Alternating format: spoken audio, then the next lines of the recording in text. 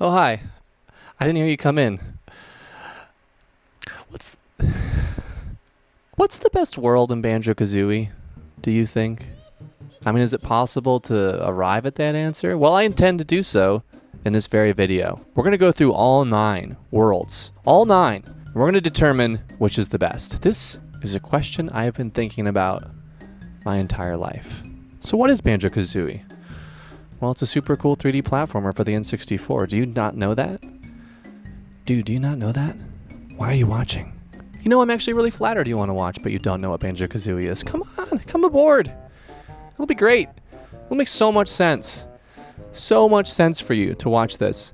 It came out in 1998 by a company called Rareware. They're British. Does that make you excited if you don't know about this game? It's really fun. And when I play it, I feel like a boy. I am transported back. Just got home from baseball camp. It's cloudy, not raining. Unusually cool for June. There's thunder in the distance. And I'm playing Bubblegloop Swamp. I'm eating Yumblies before Mr. Vile. Feels good, man. Sometimes I think the only true currency in this bankrupt world is a bloke and his memory of Banjo-Kazooie. 9 whole worlds. We got 9. Did I already say that? There's 9 worlds. Mumbo's Mountain, Treasure Trove Cove, Clanker's Cavern. Can I name them all from memory? Bubblegloop Swamp, Freezeezy Peak. This isn't hard. This isn't hard. Gobi's Valley. I mean, I have them up. Or do I? Mad Monster Mansion. Rusty Bucket Bay. Click Clock Wood. I just replayed this game. Every one of these, except Rusty Bucket Bay. Because you can actually skip it.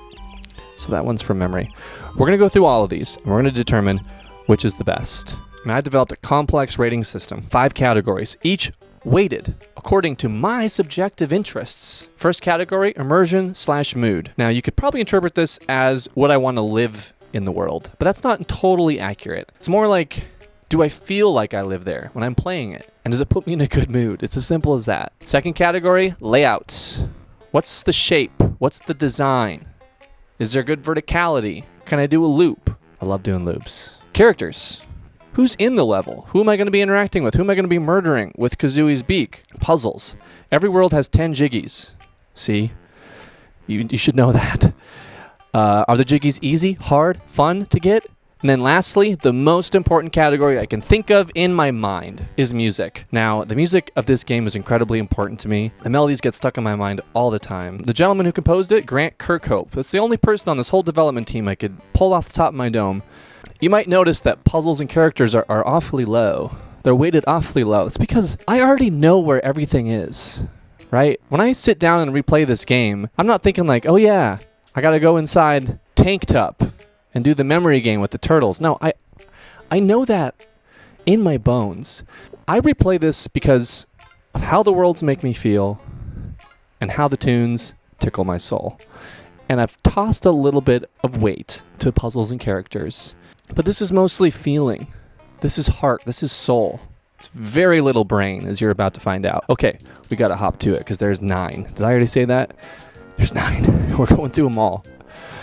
Oh, God. Okay, World 1, Mumbo's Mountain. We're gonna start nice and easy. By far, the world I've played the most. Couple fun things. You get turned into a termite. You meet Mumbo, who turns you into a termite, and he's gonna keep reappearing throughout the game. The enemies are a little annoying. This guy, he says "Menehaha" when he sees you. And they see you a lot.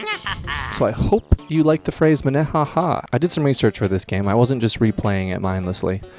And I found a very well-written article, like almost too well-written, given that it's just about Mumbo's Mountain. But this guy was analyzing, like, does this work as a sort of post-tutorial first world? And he concludes it mostly does, with a couple of exceptions. Exception number 1, it's not a mountain. And you know what? I'm in complete agreement with the author of this, Kyle R. I agree. Mumbo's Mountain's not a mountain. It's a couple of hills. He, however, then goes on to say, there's a thematic problem because you have 2 monkeys in one corner and a bowl in another corner. I feel like the bowl and the monkeys are related in their sort of quiet whimsy. See, he demands ecological consistency. And you know what? I'm just not asking the game to do that for me. How can I ask the game that when one of the worlds is a desert with a bunch of bees in it? I can't do it.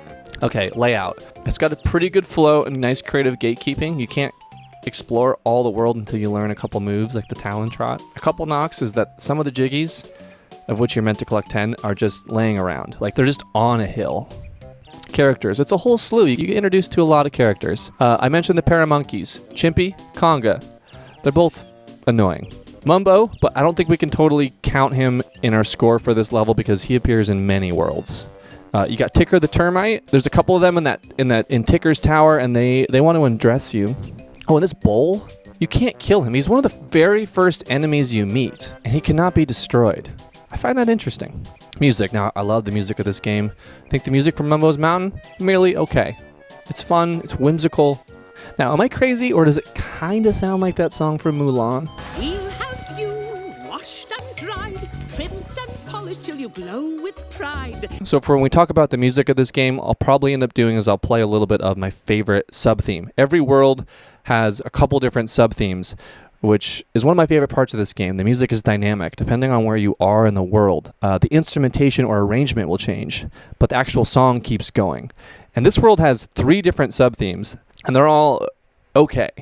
Probably my favorite is the underwater one, and even that is like a little busy sounding. You can hear the harp, it's more floaty. Stay tuned, because some of the underwater versions are magnificent. Something I'm also going to be tracking is the Grunty's Lair version. So Grunty's Lair is the hub world, right? It's where you get to all these 9 worlds. And depending on where you're standing in Grunty's Lair, the music will change to reflect the themes of that world. And this particular one is kind of awesome. It's got this really great, like, breathy percussion and intensity to it. And being that it's the first one that you hear, I think it kind of shows you the power of this dynamic music system of the game. Okay, final scores for Mumbo's Mountain. Immersion/mood, 4 out of 5 Gene Joes. Layout, 3.5 out of 5 Gene Joes. Characters, 2 very annoying monkeys, 2 out of 5 Gene Joes. Puzzles, like I said, some jiggies are just laying around, 2 out of 5 Gene Joes. Music, I wanted to go high. I couldn't. I think the theme was just a little bit tedious for my liking, 3 out of 5 Gene Joes. Oh my god, it's Treasure Trove Cove. Now this is already kind of spoken about in hushed tones. This is a classic. Most people that love the game, this is their favorite world. But is it the best? I hit my head on the computer. A lot to like here. You're outside, it's sunny. There's a sandcastle that's like a big part to unlocking secrets of the game. Very cohesive theme. You really can't go wrong with pirates. Great layout, great elevation changes. You can do a loop. There's a lighthouse. There's a pretty realistic barrier when you try to swim away. There's a shark that will appear and he'll eat you. And some creative interiors. You can go inside a pirate ship. You can go inside a giant crab shell. More on him in a minute. There's a sandcastle. It's like fun beach shenanigans mixed with pirate. It's very cohesive. I like it. Here's where it gets a little grim. Other than Blubber, who is a fucking all-timer character. He speaks in burps. I have no notes for him. I think it's a little bit weak.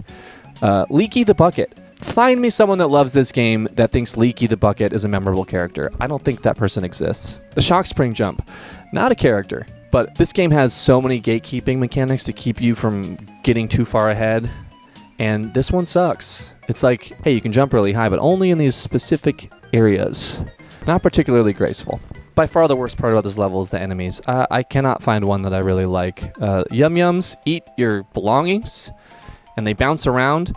None of which really feel like features of a clan. Snacker, like I said, is a creative way to keep you... It's a creative barrier, but the actual enemy sucks. Like, every time you fall in the water, you get super, super nervous.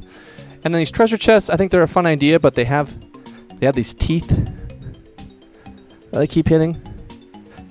And God, there's one banjo-kazooie sound when Banjo gets hit. It's like a fwah. I hate it.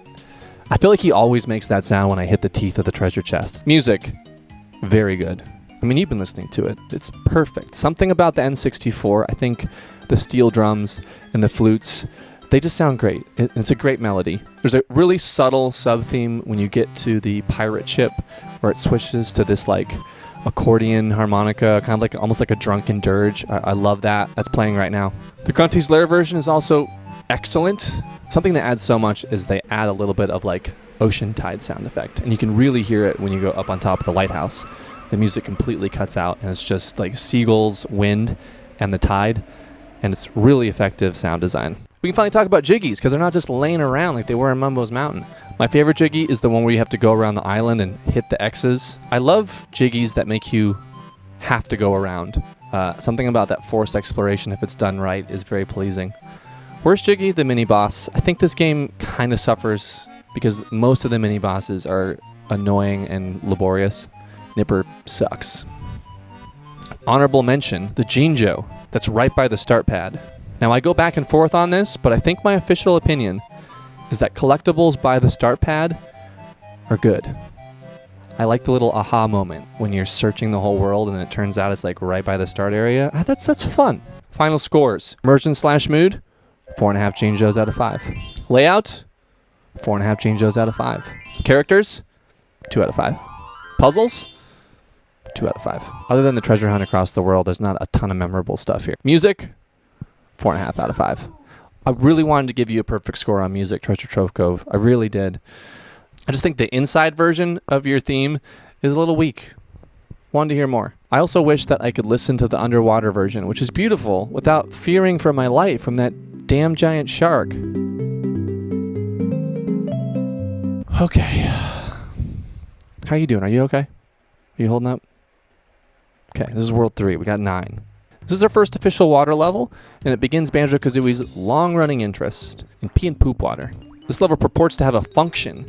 It's supposed to be Gruntilda's trash compactor world. And it's a very dynamic level. There's a lot of stuff moving. You can raise the water level, and then Clanker is like the central sort of big thing, and he's constantly doing stuff. He's like breathing, and there's blowholes going up and down, so it feels alive.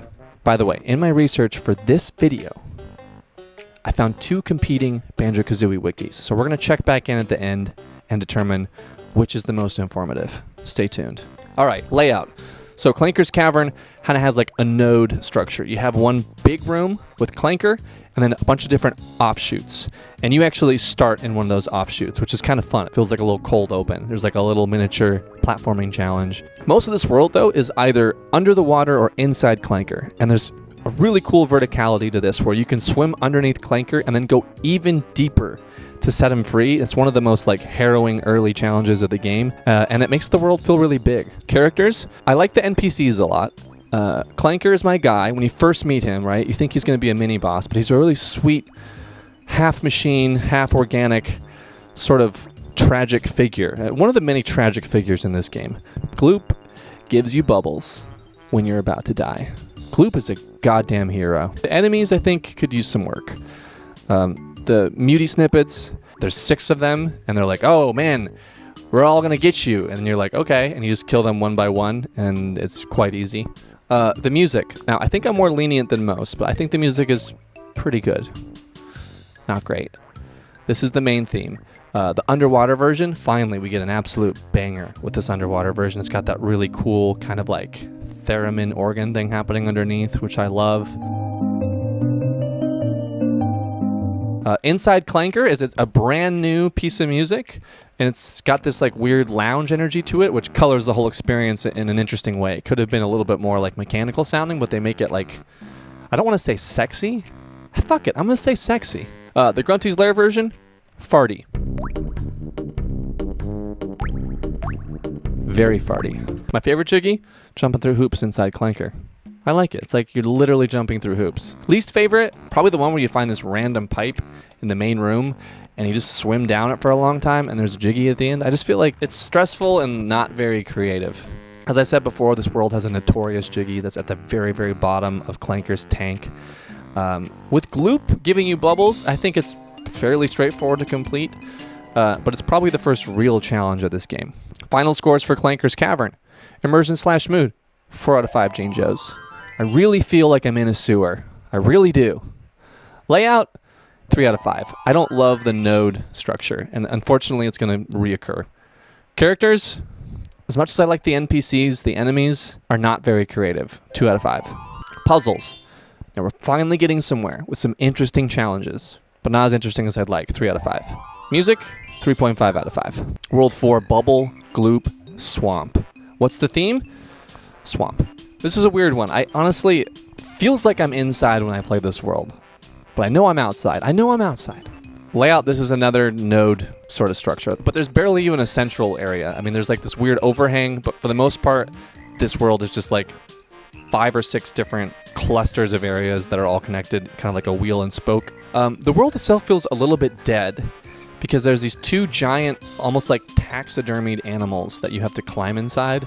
It also has that unfortunate thing where because it's an outside world, you don't really buy that you can't just like keep on walking, right? Like the walls are supposed to be trees, but you get up close, it's just like green and brown pixels. Okay, we actually got some fun characters in this one. Tip Tup, who you may know from Diddy Kong Racing. Honestly, if you've played Diddy Kong but haven't played Banjo-Kazooie, then this probably still doesn't make a lot of sense. Mr. Vile, who I've always understood to be gay. Am I alone there? The yellow flibbits, they're positive they can beat you, but just like the meaty snippets, they can't. Even when all 6 of them approach you, you just kill them one by one and get a jiggy. Croctus, who likes eggs. Croctus is another example of that. You gotta travel around the world to feed him, and then you end up kind of forcibly exploring the world. Only downside is this world is not as interesting as Treasure Trove Cove. Speaking of, I got some questions about eggs. Are eggs good or bad? Depends on who you are. So if you're a bucket, a statue of a crocodile, a trash compactor, or a pot of flowers, eggs are good. But if you're Conga, it's the #1 most painful thing in the world. Back to Bubblegloop Swamp. The music. Overall theme, good. This is a fun one. It's very silly. It's got this great B section with a bunch of like 16th notes. The frog choir really adds to this like feeling that you're in a swamp. I mean, the one knock I have is that there are no real sub-themes. There's like this crazy minor key version when you fight the flibbits.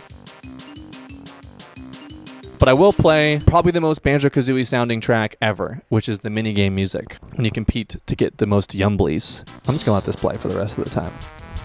The Grunty's Lair version is also kind of fun. The game seems to decide that brass is swampy, and okay, I agree. Now the best Jiggy is easily the Mr. Vile minigame, but that sword cuts both ways, because it's also the most frustrating. It doesn't matter how good you are. The rubber band AI is very strong on this one, and he will constantly be playing very, very close. For me, I like win or lose 50% of the time on that last round. Honorable mention, the Tip Tup Choir, classic memory game that I really struggle with. I do find it interesting that despite being in this swamp, all the best Jiggies are like located inside those 2 taxidermied animals. All right, final scores for Bubblegloop Swamp. Immersion/mood, 4 out of 5 Jinjos. I do actually kind of like how dark and green it is. It's a unique feeling. Layout, 2.5 out of 5. Characters, Mr. Vile elevates this to a 3 out of 5. Puzzles, Mr. Vile also elevates this to a 3 out of 5. And lastly, the music. I love the main track, but the lack of sub-themes greatly disturbs me. 3.5 out of 5. It's Christmas time, baby. Now, this is another one that's often spoken about in hushed tones. It's an all-time snow level with a great sense of atmosphere. Some of that's because of the layout. Now, this is a lot like Clanker in that there's this big central figure, which is the snowman. But unlike Clanker, there's a lot more to do in the area immediately around that central figure, and there's less like nodes. In fact, there's like not a whole lot going on in this world. It's maybe one of the smallest, but where it really shines is it's tall. You can go all the way up that snowman, which I really, really like. I've definitely fallen off the snowman a couple times. All right, characters. Now we're really getting into it. We got Boggy. It's the first other bear that we've met. Boggy's kids, each with their own kind of wet-sounding name. We have Talking Christmas Lights. We have Twinkly Munchers, which definitely sounds like a Pornhub tab. By far the most memorable enemy that I've encountered yet is Sir Slush. Now, he makes the world feel very alive because he's constantly evil, laughing, and throwing snowballs at you. And that's a name that I won't be saying out loud. This brings me to my first matrix. This is the Banjo-Kazooie name matrix. So as we go up, the name actually describes the thing. And as we go down, we get a little bit confused about why it's called that. As we go toward me, we get to the things that are embarrassing to say out loud. And as we go toward the other side, we get names that sound cool. So as you can probably guess, this is going to be bereft of content. And yes, indeed it is. I just can't get over it. Moggy, Soggy, and Groggy are their names. Those poor children. Yeah, we got Nipper. That's a tough one to say out loud. You got to really make sure you're saying it. I like Mr. Vile. He's really not that vile. He's just eating Yumblies. Is that bad? Oh my god, are we not supposed to eat Yumblies? Okay, back to Freezeezy Peak. We gotta talk about the music, because this track is stunning. I mean, you've been listening to it. It is incredible. This is the most, well, maybe second most, indebted to Danny Elfman. Wonderfully wintry. It's got these great, like, Christmas-sounding chords. Now, apparently, there's a water version. You can't swim in this level, but there is a water version, and I'll play it.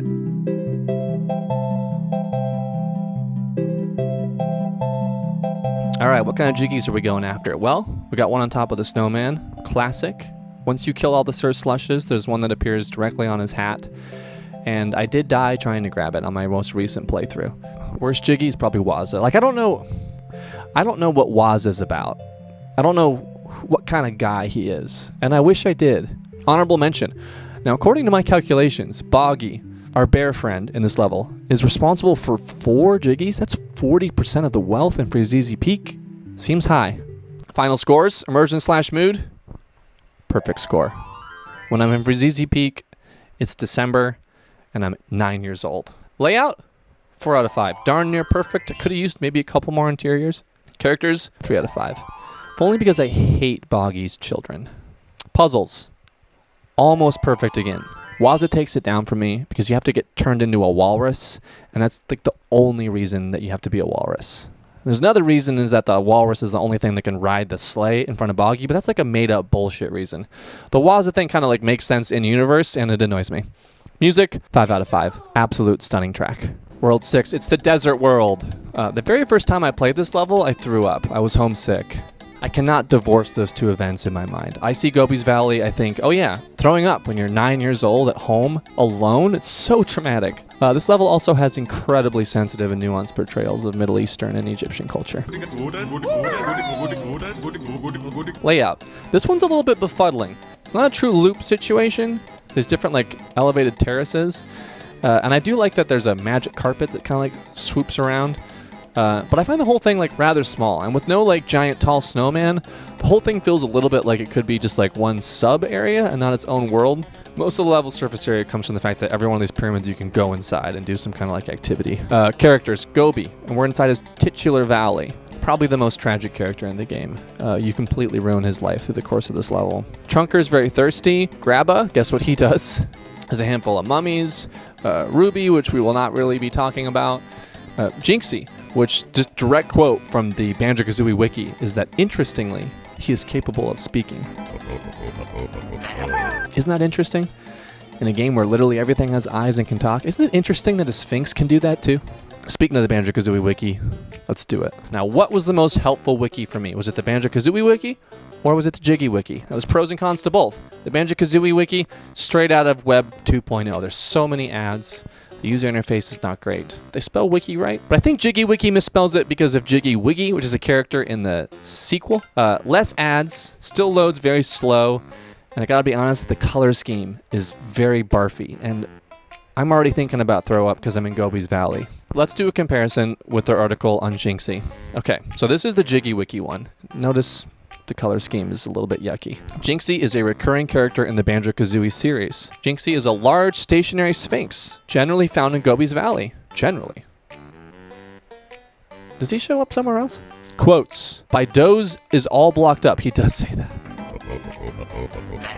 Now let's check out the Banjo-Kazooie wiki. Mostly the same thing. Opening quote, basically this is all the same kind of summary, but here's what really caught my eye. Not only do they have a quote section, but they also have a trivia section, and I legitimately learned something here. I did not know that Jinxie had the same voice that Master Jiggy Wiggy had in Banjo-Tooie.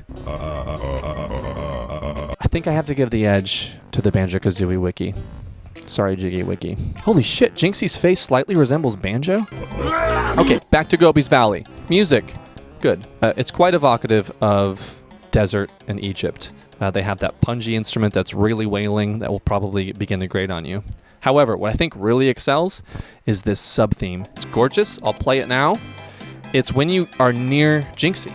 God, Jinxie's like the star of this level. I kind of wish it was the main theme. I'm a sucker for a world like Treasure Trove Cove that has like a middle area with a sub-theme, and you just like can walk in and out of it, and it changes. It really feels dynamic, and it makes the world feel alive. I love it so much. Lots of inside tune music, and yes, this was the music playing when I threw up, and no, I can't hear it without thinking of that moment. Thanks for asking. Okay, some weak stuff here. Most of the jiggies in Gobi's Valley are inside the pyramids, and there's a couple clunkers.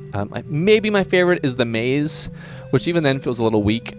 But you have to go through this maze inside the biggest central pyramid. The worst Jiggy by far is talking to Ruby. Just always a mistake talking to him. Honorable mention, Gobi, ruining his life. Some of that British humor really comes through with how much of a sad sack he is. Final scores for Gobi's Valley. Immersion/mood, 4 out of 5. Layout, 2.5 out of 5. Too much of the level occurs inside, which to me ruins some of the flow. Characters, 2 out of 5. I like Gobi a lot, but Ruby's really ruining it. Puzzles, 2.5 out of 5. Music, if it was the main Jinxie theme the whole time, I would go as high as 4.5, but I can't. So I'll give you 3.5. All right, 3 more worlds to go. You doing okay? Have you played this game? You should go play. You should press pause and go play this game, dude. What are you doing? All right, World 7. Mad Monster Mansion. This is another world like Freezeezy Peak that seems to be based around a holiday rather than a place. That holiday? Halloween. This gets the balance right, I think, of being outside and inside. I will say there's a lot of cramped camera work. It's actually kind of a strangely small world. Most of this world occurs inside the titular 3-story mansion. Weirdly enough, though, the largest area surface-wise appears to be the haunted church. I mean, one pew is like the size of Blubber's ship in Treasure Trove Cove. We got the hedge maze that weirdly doesn't have a Jiggy at the end of it, just a Jinjo. Okay, this is stuffed with characters. You have a talking toilet. You have interestingly, the toilet talks. Isn't that interesting? Banjo-Kazooie Wiki? Isn't it interesting? By far, the most annoying bad guy is the Teehee, because you can't kill him. He will come at you. He can go through walls, and he'll make this really annoying barf sound. You can't kill him unless you have yellow feathers, and I always run out. You got Napper. Napper's one of the many characters with a Jiggy inside him, which brings me to the characters with a Jiggy inside the Matrix. As we go up, the character is more likely to be okay with the fact that a Jiggy is inside them. As we go down, the character is in extreme pain that a Jiggy is inside them. As we go closer to me, it makes sense that the character has a Jiggy inside them. It tracks. As we go further away, we get a little bit confused. Like, how'd you get a Jiggy inside you again? Let's check it out. Jinxie, I think it makes total sense that a ancient sphinx would have treasure inside it. That to me makes so much sense. A hermit crab also would probably have shit with him. I get that. Some more confusing things. The giant turtle in Bubblegloop Swamp. Dude, what are you doing? Why'd you eat that? Who's flushing Jiggies down toilets? That has to be on the sign. Like, do not do that. Really, the only person that's truly bothered is Boggy when he eats his. And Clanker says it gives him a toothache, but like Boggy's legitimately dying. Okay, back to Mad Monster Mansion. Now the music is exceptional. This is the most Danny Elfman inspired track, as you can probably hear. Let's play the Inside Mansion, which I love. It has those pizzicato strings, and it's incredibly tense. And the water theme is also very gorgeous, and it has like this arpeggiated triplet feel that I love. Shout out to the Grunty's Lair version too, which I think should have been just the regular theme because it's already sort of horror themed being in her lair, but it's this wonderfully sparse organ thing. Jigson's favorite Jiggy of all time, maybe, is the one on top of the church. I just love climbing on top of things and getting Jiggies. That to me is like why I'm playing the N64. I want to climb on top of things and get golden objects. Worst Jiggy is inside the gutter barrel. I have a take on Mumbo and his transformations, and I might save it for Click Clock Wood, so just hang tight. Honorable mention, the Ouija board and the toilet. Fun. They're fun. All right, final scores. Immersion mood, 5 out of 5. It's a combination of the art design and the fact that there's so much to do outside and inside. It just feels like I really am going in and out of a mansion. It's amazing. It feels like a Disney ride that you're in control of. It's so much fun. Layout, 4.5 out of 5. I took a half a point away because sometimes the camera is not doing you any favors. Characters. This might be my favorite slew. 4.5 out of 5. Pretty great. Puzzles. Also one of my favorites. 4 out of 5. Music. No surprise.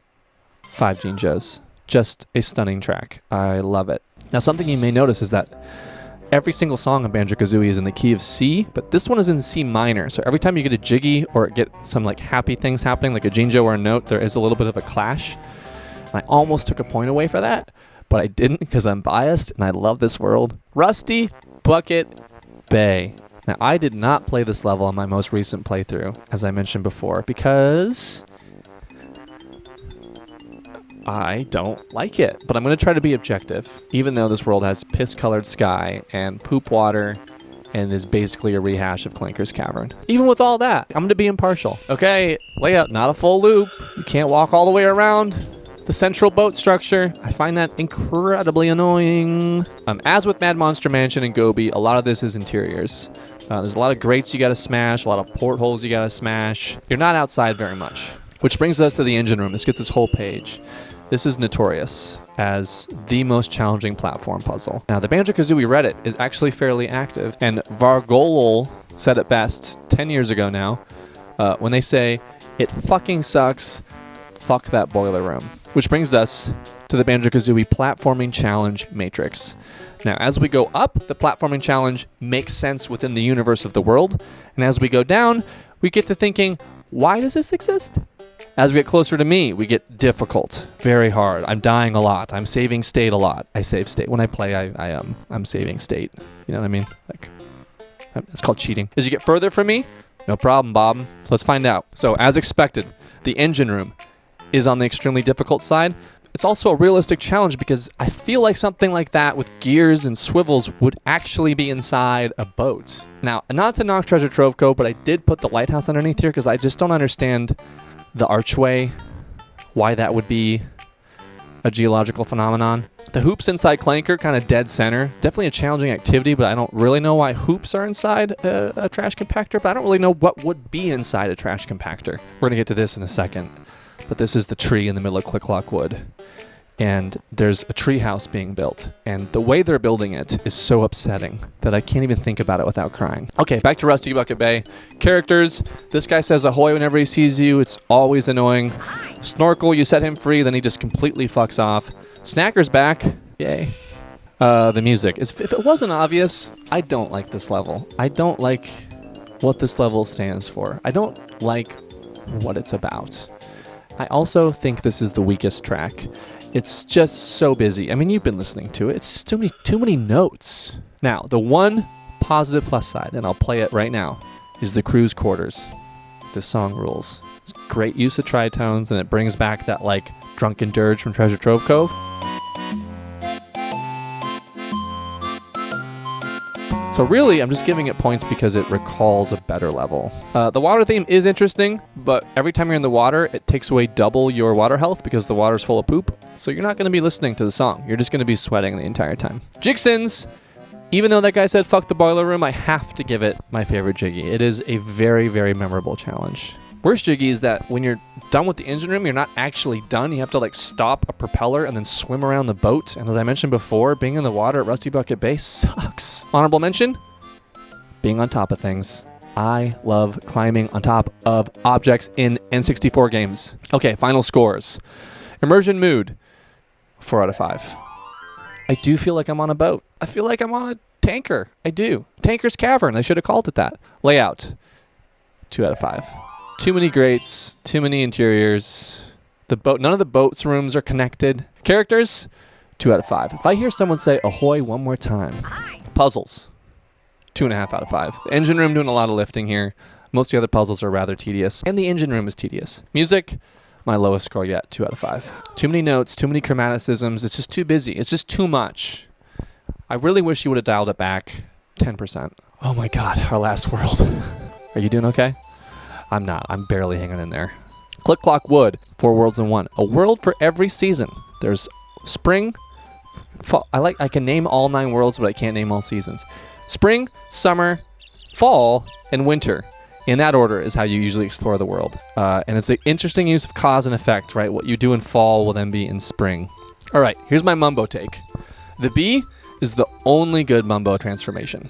Mumbo transformations are like mopping. It's like that one last thing you do after you've done everything else, and it feels like a chore. Every single Mumbo transformation, you always want to wait till the end, and it's to like go get small so you can fit through that hole and then talk to that guy and then get a Jiggy, and that's it. The bee is interesting because it's actually one of the first things you do. The Mumbo transformation is in the spring version of the level. So if you have enough Mumbo tokens, which I did not because I skipped Rusty Bucket Bay, you can turn into the bee right away. And you can explore the whole world before you go into the fall, summer, and winter versions. And that's cool. And I just wish more Mumbo transformations did that. Okay, now the layout. This employs, boy, all these kind of look like cocks, don't they? It's all the same world, just retextured for every season. So you have a giant tree in the middle, and you can do a full loop. But man, that tree is taller than anything you've seen yet. It's like the size of 2 Freezeezy Peak snowmen. Now that's not an exact measurement, but I kind of feel good about that. It's really, really tall. And as you go through the seasons, things get built up and torn down. And I mentioned this as my platforming challenge, as the hardest one and the one that makes the least amount of sense, because that damn treehouse. As you go forward in time, this treehouse gets built, but it's like built in these like bizarre chunks that are missing pieces in weird areas. But then again, this is the same game that had a bowl and 2 monkeys next to each other. What the hell's going on? Now, one missed opportunity, just because I'm broken, I think you could have had some cool time paradoxes, maybe. Like you do something in winter that then goes back and affects spring. Is that interesting? Okay, I'm being told that's not interesting. Characters. This is a needy crew. A lot of people need things from you. Eerie is an eagle that got abandoned by his mom, another sort of tragic tale. He needs caterpillars. Naughty needs you to... That's just a funny name. He needs you to like destroy a boulder. Nabnuts needs you to nab nuts. Boy, this is a rated R level. And a couple other straightforward dudes. Grublin Hood's basically the Minnehaha guy, but he's dressed fabulously now. Music, exceptional. This is a beautiful track, and it makes excellent use of the sub-themes because every single season has its own theme. Now, we've been listening to spring, but my second favorite is probably summer because they change the time signature and it becomes this like lazy waltz. It's really, really well done. And then the Grunty's Lair version is also maybe should have been the theme the entire time. It's like this gorgeous kind of pastoral foresty thing. I could just live in it. I could just live in it. Jigsons, best Jiggy? Probably Eerie. You literally saved this bird's life by feeding him caterpillars throughout the seasons. It's a very rewarding Jiggy to get, even though he does fart it out. The worst Jiggy is the tree. Now the tree, climbing the tree. In springtime, you can go inside the very top and you get this Jiggy with all the whiplashes. But I think every other season, there's some sort of like way up top Jiggy, and it just gets so tedious to climb the tree, especially in wintertime, because you're slipping around. After a while, you have like the entire tree memorized because you've been up and down it 4 times. Honorable mention, Gobi is back, and you slam on his back twice to get him to barf up water for the tree. He might be the only character that like hates you, because even Gruntilda's like, she got like begrudging respect. Final scores for Click Clock Wood, Immersion Mood, 4 out of 5. Layout, 4 out of 5. You can do a whole loop, but it's almost too vertical. The tree is too tall. Characters, even though they all want something from you, they're very memorable. 4 out of 5. Puzzles, too many tree Jiggies. Too many. 3.5 out of 5. Music, of course, it's a 5 out of 5. Sub-themes, it's dripping with sub-themes. Oh my god, we did it. Final score. So what I've done is I've calculated the weights and individual scores of every category, and I've turned it into a percentage. Let's start from the bottom. Number 9, no surprise there, Rusty Bucket Bay. It sucks. It's bad. All right, next up, we got this mid-tier. They're all kind of clustered together. We got Gobi's Valley taking up the near rear. Bubblegloop Swamp and Clanker's Cavern. Literal tie. A literal tie. I gave the tie to Clanker because I think he's cute. Mambo's Mountain should be Mumbo's, but it's number 5, so Mambo number 5. Barely edging out Clanker. Great tier. Again, all kind of clustered up. 4, Treasure Trove Cove. Solid level. 3, Click Clock Wood. I mean, as long as I could stay on the bottom and not climb the tree, I'd want to live there. 2, Freezeezy Peak, the number 1 best level of all time. You guessed it. It's Mad Monster Mansion. It just rocks. It has the most consistent art design, terrific music, very memorable characters, and some of my favorite interiors. I mean, I still think the cathedral and the mansion are just exceptional quality work. But do you want to know what the true best world is? I think it might be Grunty's Lair, the hub world. I didn't even count it, but there are 10 Jiggies. It's got great music, killer sub-themes, and it connects all the worlds as one. You know what? Yes, I'm officially awarding the best world in Banjo-Kazooie is Grunty's Lair. So everything up to then was I guess kind of a waste of time.